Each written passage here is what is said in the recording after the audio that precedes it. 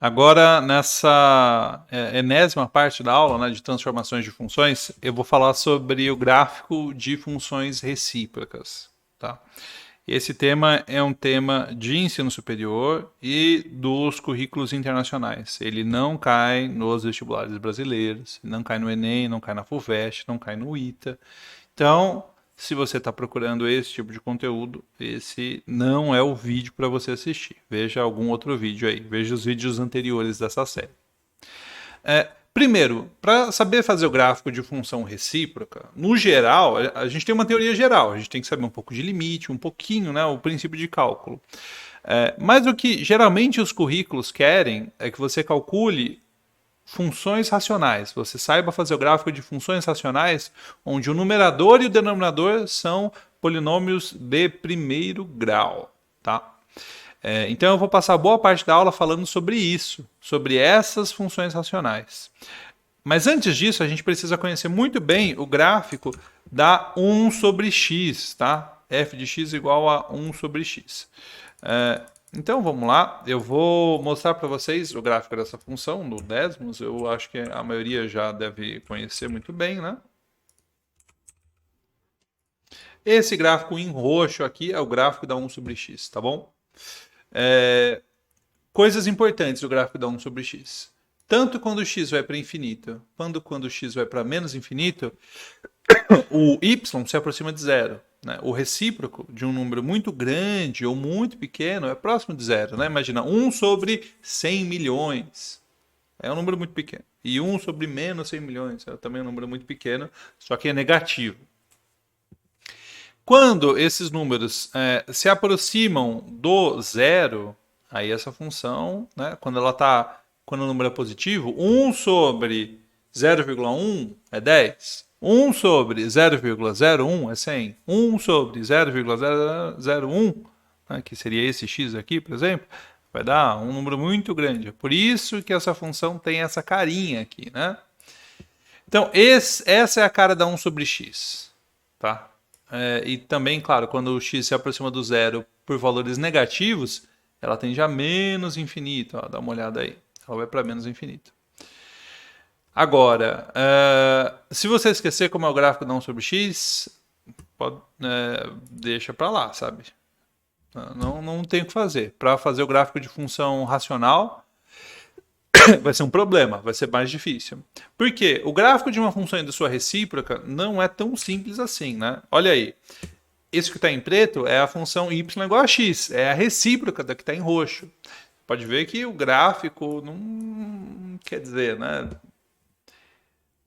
Você vai ver que essa transformação não é uma transformação simples, né? Não é igual às outras que a gente viu nos vídeos anteriores. Muito mais complicado. Então, minha recomendação para você, saiba de cor o gráfico da 1 sobre x. É uma hipérbole. Legal. Agora eu vou mostrar como, a partir do gráfico da 1 sobre x, a gente pode calcular gráficos mais complicados, como, por exemplo, esse aqui. Olha essa g de x aí. Essa g de x é 2x mais 4 dividido por 2x menos 8. Como que eu posso esboçar o gráfico dessa função sabendo o gráfico da f? Uma coisa que eu posso fazer é o seguinte. Essa g de x, eu posso reescrevê-la da seguinte forma. Eu posso reescrevê-la assim. A g de x. Em cima, né, é 2x mais 4.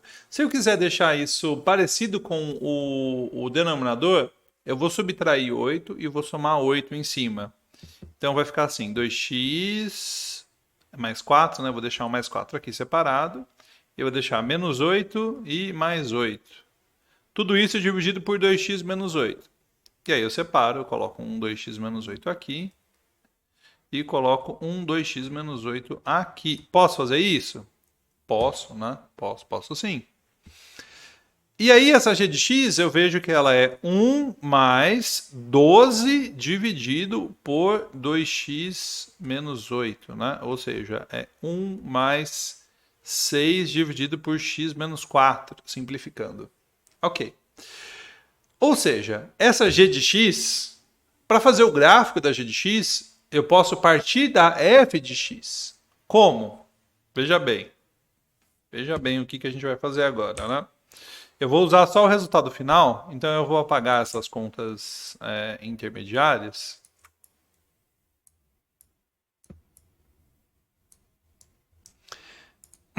E aí eu posso dizer que a g de x é 1 mais 6 vezes f de x menos 4, certo? 1 mais 6 vezes f de x menos 4. E aí a gente vai operar com as transformações que a gente viu na aula anterior. O que isso quer dizer? A gente vai fazer a transformação no eixo x e depois a gente vai fazer as duas transformações no eixo y. Então vamos lá, vamos fazer o gráfico dessa g. Eu vou lá para o décimos de novo, vou levar vocês. Então a ideia aqui, né? Essa g é 1 mais 6 vezes f de x menos 4. Então primeiro eu vou deslocar o gráfico da 1 sobre x 4 unidades para a direita. Isso equivale a fazer o 1 sobre x menos 4. Desloquei 4 unidades para a direita. Beleza. Então isso eu só fiz o f de x menos 4. Só que é 6 vezes f de x menos 4. Então eu vou esticar aqui, né, verticalmente. Vou esticar verticalmente em um fator 6. Multipliquei por 6 e estiquei verticalmente. Agora, além disso, o que eu preciso fazer é subir. Depois que eu fiz tudo isso, eu subo todo mundo uma unidade. Uma unidade. E isso que está em vermelho é o gráfico da G. É parecido com o gráfico da F, né? Ele é bem parecido com o gráfico da F.